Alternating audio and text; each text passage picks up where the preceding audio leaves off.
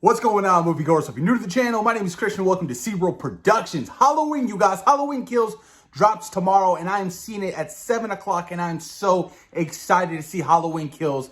Finally, I feel like we've been waiting for this movie for such a long time. But in this video, we're going to be doing a ranking of the franchise, which I am so in love with. I've loved this Halloween franchise since I was a kid, you guys. It means so much to me. I got the Ultimate Blu-ray set. This comes with all of the films. Let's go over them. This comes with Halloween, Halloween 2, Halloween Season of the Witch, which you guys, I will not be putting that into my ranking video because, yes, I haven't seen Season of the Witch yet. I know, give it to me. I know. Every year I tell myself, watch that movie. Watch it. I haven't. Watch it. I just can't bring myself to watching that movie. Just based off solely that Michael Myers isn't in it. I just can't bring myself to watch it. I know, I should be ashamed of myself. I really should. Halloween 4, The Return of Michael Myers. Halloween 5, The Revenge of Michael Myers. Then it goes in Halloween, The Curse of Michael Myers. Halloween H2O, Halloween Resurrection. And Halloween 1 and 2 by Rob Zombie. Let's just leave it at that. But I'm excited, you guys. I'm excited. After this ranking video, tomorrow, after I see the movie, I'm going to be giving you guys my spoiler review attached with my updated ranking with Halloween Kills thrown into the mix, you guys. But we're going to be diving deep into all 10 films of the Halloween franchise. So, you guys, what's my ranking of the Halloween franchise? Oh, you don't say. Well, coming in at number 10, it is Rob Zombie's Halloween 2. One of the worst films I've ever seen. One of the worst horror movies I've ever seen in my lifetime. The ripped up mask, the beard, the homeless look that Michael takes on in that movie. Oh, God, you guys, it was just so bad. And that white unicorn, that whole scene. Yeah, I'm pretty sure you guys know what I'm talking about. That ranks at number 10. Number 9 ranks at Rob Zombie's Halloween 1. A lot of people, look, a lot of people always come to me like, yo, just give it another try. Watch Halloween, the first film, Rob Zombie. It's not that bad. It's just, I'm not a fan of Rob Zombie's filmmaking. With an exception of House of a Thousand Corpses. Everything else, I'm just like, I don't like his filmmaking. I mean, that's not shade at the guy. I'm not a fan of his work. I'm just not. You know what I mean? It's just... It's not for me, you guys. It's definitely not for me. So, Halloween 1 by Rob Zombie is ranked number 9. Then number 8, you have Halloween Resurrection. Oh, gosh. I don't know what they were thinking. Poor Jamie Lee Curtis for being in that movie. You know she was not happy about being in that movie because that movie, all in all, was just stupid. The whole reality TV, going to the Myers house, having Tyra Banks, Busta Rhymes. Let me say this. I'm glad we're past putting rappers in horror movies. You know what I mean? I'm glad that's over with. When he was doing Kung Fu against Michael Myers, it was just bad, you guys. Oh my God. And then towards the end of the movie, where the back house is on fire, right? And Michael knocks Busta Rhymes against the shed or whatever. And he's like playing dead. I was just like, just get me for real, right?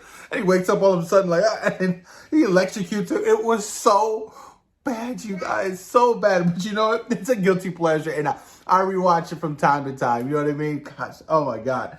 Coming in at number 7, you have Halloween 5, The Revenge of Michael Myers, you guys.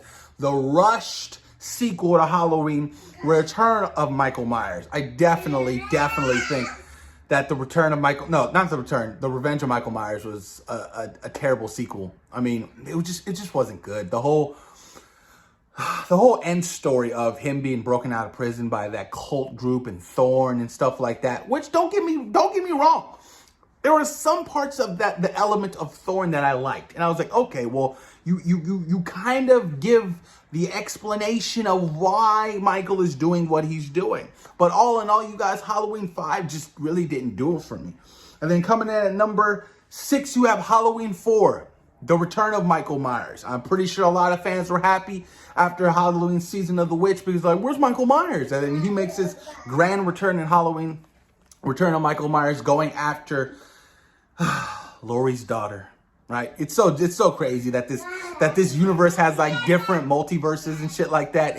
It's so funny because like you have the Halloween 78 and you have Halloween 2, the direct sequel, right? And then you have that canon to Halloween 4 and Halloween 5. And then you also, and Halloween 6 as well. And then you have a separate universe of Halloween 78 attached to Halloween 2018, and then Halloween Kills and Halloween Ends. So it's the timeline is all, construed and all messed up. But Halloween 4 ranks on number 6. Then you have 5, which this might surprise some of you guys. Halloween, The Curse of Michael Myers. I definitely like this movie. I've seen bits and pieces of the producer's cut, right? And that's more of the Thorn storyline. I definitely think that Halloween, The Curse of Michael Myers was definitely the scariest out of the entire franchise for me. It was creepy. It had some of the best kills out of the entire franchise. But I do think Halloween Kills that definitely will replace Halloween, The Curse of Michael Myers for best kills. But like I said, man, I enjoyed Halloween 6. We got Paul Rudd in it. And like I said, the whole backstory of Thorn was kind of interesting to me. And, revisiting the Meyer house, I enjoyed it. The whole laundromat scene with the dad was terrifying. It was scary, you guys. And then when they go to that, mental asylum at the end of the movie, the third act, I thought it was brilliant. I really enjoyed Halloween 6. I really did. Coming in at number 4, we have Halloween H2O. Halloween H2O, you guys, was a fun movie. It was a fun movie, a direct sequel after Halloween 2. So you have Halloween 1, Halloween 2, and then Halloween H2O and Halloween Resurrections that are all 4 that are connected. Because in this series, she had a boy, you know what I mean? And, that picks up of Laurie Strode, still dealing with a lot of post-traumatic stress. She's a teacher now at this high school, this prestigious high school. And she's still coping with the fact that she can't get over what happened, in 1978 on Halloween. And the whole, it picks up Michael, it was a good movie. It was a good movie. Other than the CGI mask, which I'm pretty sure you guys know what I'm talking about, before he killed that one student in the kitchen, I don't know what the fuck happened. Apparently, they had multiple masks in that movie. I was like, why couldn't you just come up with one mask? Why did you have to have multiple masks? Why did you have to CGI that mask for a certain scene? It was terrible, god awful, and you can tell it was ugly. Don't know what they were thinking. But yes, you guys, Halloween H2O ranks on number 4. Then we get down to the top 3. Number 3, we have Halloween 2, the direct sequel from Halloween 1978.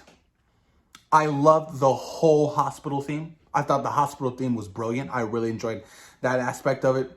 Laurie's wig was kind of terrible, I have to admit. John Carpenter's score, of course, is fantastic. A little bit more gnarlier than the first Halloween score, which I felt was very simplistic.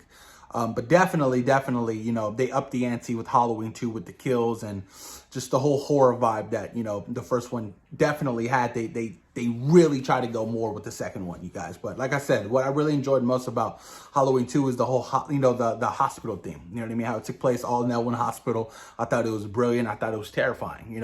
One of my pet peeves, though, with that film is when Laurie shoots his ass, right? And it looks like she shoots him in the eyeballs. But that's not the case. The blood is coming from here. And if you look closely, I'm like, well, if she shot him here, this is where the mask is. Where are the bullet holes through the mask? And it's just one of my pet peeves. I know I should let it go, whatever, but it's just one of my pet peeves, you guys. I'm like, I wish they could have fixed that. But who cares? It's still a fantastic movie. Then coming down to number 2, Halloween 2018, another direct sequel after the original 1978 film, which I was so extremely excited for, so hyped about. I absolutely loved and adored that film, other than Dr. Sertan, which I fucking hated. All right, how do we go to Loomis to that fucking fool? But Halloween 2018, you guys, was so much fun to bring back Michael, damn near 20 plus years, 40 years, of being a direct sequel from the first one was such a sight to see. It was brilliant. It was David Gordon Green and Danny McBride and the crew over there at Blumhouse Studios and Universal to come up with a fresh take and a brand new idea to bring back the slasher film, Halloween, to the big screen for the first time in so many years was such a sight to see. I loved it, man. It was so awesome. So awesome. And I love the look, the age, the mask and stuff like that and how he got it. It's just the homages in the film, you guys, in the third act, and to see him go at it with Laurie, and it's just the whole house burning down. And then when we found out, when at the end of the movie, I was like, that's it. I was like, Michael's dead. I was like, damn. All right, that's how they're getting in the franchise. And then a couple months later, they announced they were working on Halloween Kills and Halloween Ends. I was like, oh shit. So Michael survived. Damn, down. But then, I loved it because it opened the window for much more of a broader story for the second and third film to close out the Laurie versus Michael theme. And I cannot wait to see what happens and Kills Tomorrow and ends next year. And of course, John Carpenter doing the score with his son. So, beautiful score. Whenever you got John Carpenter involved in your score, you're going to get it. It's just a thing. Big Trouble Little China, Christine. He just does a wonderful job with the scores, you guys. So definitely loved Halloween 2018. Another gripe, though, I had with that movie that some of you guys may have not noticed. So when Ray died, remember Ray? Got choked out, broke his neck outside of the house. Right? Before Michael gets into the house, he gets his hand shot off. And before he enters the house, he doesn't have anybody with him. And Laurie's looking for him throughout the house. She shoots his ass. He's hiding. All of a sudden, Ray's body's in the closet upstairs. I was like, how is Ray's body upstairs?